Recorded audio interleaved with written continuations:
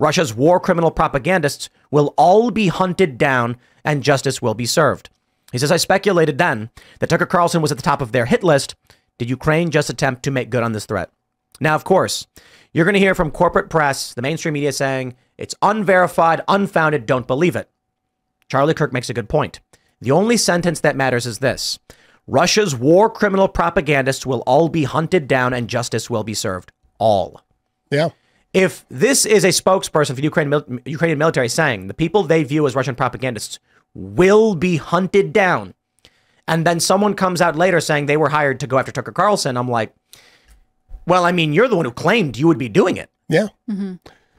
It's an interesting timing, too, because Russia's on the eve of a presidential election. That's like March 15th is the Russian election. So all of the spinning that could happen right now is sort of hitting a critical fever pitch that we don't experience the same way because we're on a November timeline. Right. Whereas for Putin, this is the final, final 2-3 weeks before he faces an election where I assume he'll be reelected. Yeah, like it's but really for everyone an election, else, that's not the only election that's happening in Russia. Yeah. It's an interesting time. Well, the biggest thing that people have to remember, and we talk about this on our show a lot, is, Ukraine is not this beacon of light and this beacon of hope in the world, and neither is Russia. Nobody's saying, yay, Putin, like Putin's awesome, no, Putin has a special place when he dies, that I believe, but Ukraine is just as bad in their ways as well. And so there are two bad countries that we're mixed in this forever war that they're trying to get us into between the two of them. So, but back to the point, I absolutely believe that this could be true.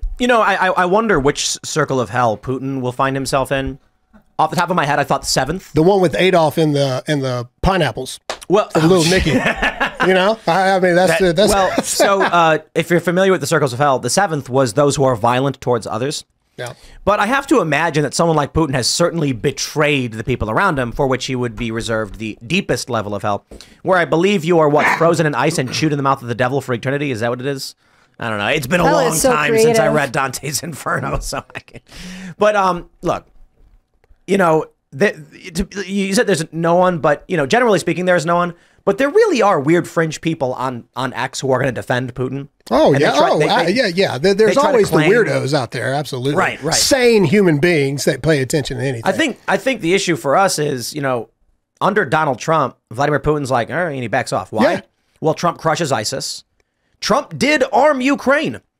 And this is what a lot of people need to understand, because the left, libertarians, anti-war people are like, Putin would have invaded. Trump was arming Ukraine. I'm like, yeah, but why did Putin back off for the 4 years that Donald Trump was president? He's amassing his forces, taking Crimea under Obama. Yeah. Trump gets in and then he stops. Yeah. Trump's got a bigger button.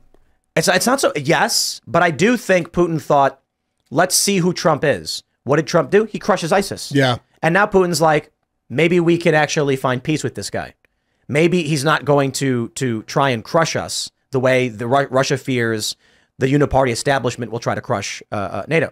Crush Russia. Because now we're learning. What was it today? I forgot what I was watching. It was Hungary. I think it was Hungary saying Ukraine will absolutely be in NATO, and they're paving the way for all of this to happen. Yeah, I saw that too. Now you take a look at the map, and Russia's almost every border on Europe is NATO. Yeah, one unified military power. And based on what we've already seen, with Chuck Schumer, Adam Kinzinger, and the rest of them saying we must crush Russia. Yeah. Russia's going to be like, it's war then. Yeah. You get Donald Trump, and Donald Trump, what did he say at his rally? He's like, they don't pay. I would tell Russia to do whatever the hell they want. Yeah, and they tried to crucify him for that, but he has a point. Yeah, they don't pull their part. They don't pull their weight. Why do we have to help them? Whether you like what Trump said, I kind of feel like if Trump gets elected, Vladimir Putin's going to say, okay, what are you doing? Yeah. And Trump's going to say, I don't want war. I don't care for whatever this dispute is. America's going to secure its borders. We're going to boost our economy. We're going to drill for oil. Russia, do whatever the hell you want. Yeah.